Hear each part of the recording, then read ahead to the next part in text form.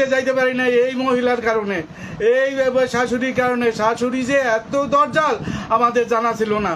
ওই যেদিনকে মারা গেল সেদিনকেও ওই সকালবেলা রিং করে গেলো, বাবা মা ভুনমুনিরে নিয়ে যান, ওই সুস্মিতারে নিয়ে যান,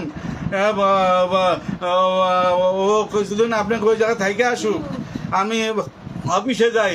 আমার মেয়েটারে এই 2.5 বছরও হয় নাই, আমার মেয়েটারে যে এইভাবে এরা সবাই দৈরা বেড়ে গেলে যে আমার মেয়েটারে তোমার জন্যে এমন না কিছু করছে, আইসে বা হুমড়ি খেয়ে পড়ছে। এই মেয়েরে নেওয়ার জন্য আমি মেয়েরে বিয়ে দিব না। আমার নাই অর্থ করি, আমার নাই কত সমস্যার ভিতরে আমার এই মেয়েটারে বিয়ে দেই। এই ছেলের সাথে এই ছেলে আমার এই মেয়ে ছাড়া বিয়ে করবে না।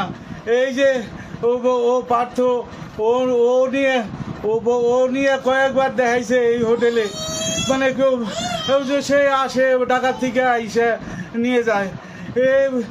আমি রত্ন পাইছিলাম, এই জামাই আমার রত্ন আমি পাইছিলাম, এই কারণেই আমি, নাইলে আমি এই এখন বয়স হয় নাই, আমি মেয়ে দিতাম না।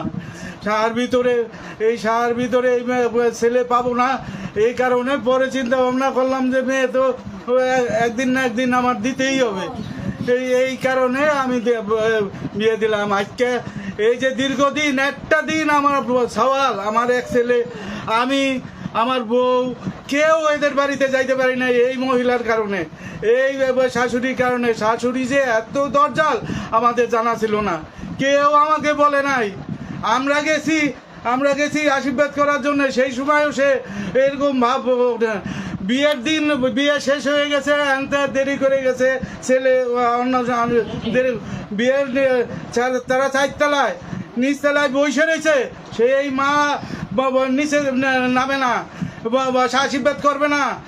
তোরা এত দেরি করে আসলি কে, বউ পায়ে পাগল হয়ে গেছিস, হ্যান ত্যান।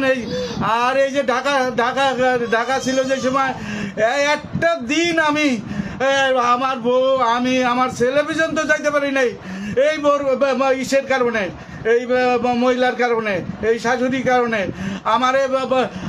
আমারে জামাই খালি রিং করে কইছে কি যে বাবা আপনি মনে কিছু করেন না, আমার মা একটু এই পদের, আপনি অনেক কিছু করেন না, এই পর্যন্ত আপনাকে আনতে পারি নাই, এই জন্যে আমি ক্ষমা চাই।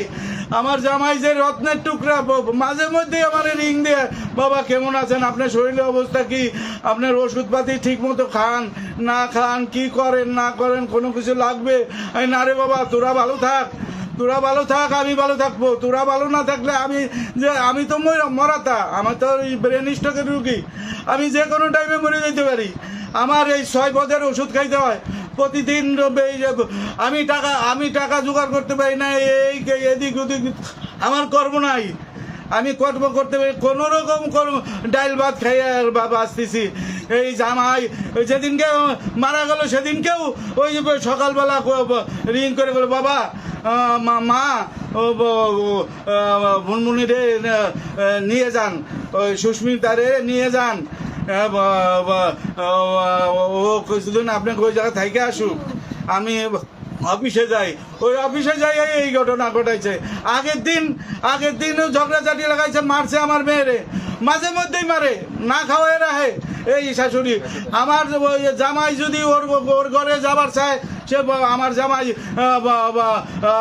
যাবার দে না, যে আগে আমার ঘরে থাকবি, তারপর ওর ঘরে যাবি। ও কিটা কমতাইছে, ওর মূল হইতেছিল আমরা গরিব, ওই শাশুড়ির আমরা গরিব, আমরা তেমন কোনো কিছু দিতে পারি নাই। ওরে অনেক বড় বড় অফার দিছে, 100 কোটি টাকার অভাব দিয়ে 100 ভরি সোনা দিব, হ্যান দিব, ত্যান দিব, বাড়ি দিব, গাড়ি দিব, এই চিন্তা ভাবনা করে এই মহিলা মানে আমার মেয়ের উপরে অত্যাচার প্রতিনিয়ত। আমার মেয়ে সুইসাইড করবার যায়, আমার মেয়ে সুইসাইড করতে যায়, আমি আমারে মারিস না, তুই যদি কোনো কিছু হয়েছে আমি মরে যাবো, আমি থাকবো না, আমি মারা যাবো। এইভাবে দিন কাটছে। এই লাস্টে ও আমার জামাই এইভাবে কয় যে বাবা আপনি কিছু করেন না। আপনি আমার মা এই পদের এইভাবেই আমার মা করে এই সুস্মির কোনো দোষ নাই। ও আগের দিন রাত্রে পাশাপাশি শুয়ে রয়েছে আমার মেয়ে আর জামাই। আগের দিন রাত্রে ওর মা আবার কার কাছে যেন কইছে যে সুস্মি আমার জামাই রে করছে, টেপসি দিছে। তখন আমার মেয়ে কইল কি যে শোনো কি কইছে তোমার মা, এই যে শোনো। তারপর জামাই কইল কি না বাবা আমি এরকম করি নেই।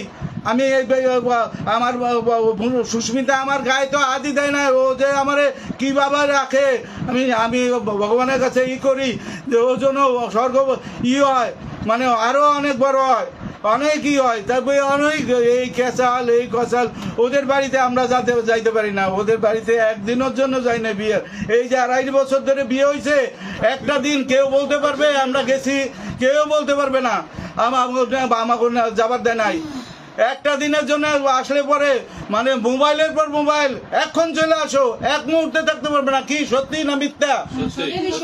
একটা কথা মিথ্যা করে এই যে সামনে ঠাকুরের সামনে বলতেছি, একটা কথা মিথ্যা নাই। আমার ওই মহিলা আমার সর্বশান্ত করে দিছে, সর্বশান্ত করে দিছে। আমি শেষ হয়ে গেলাম।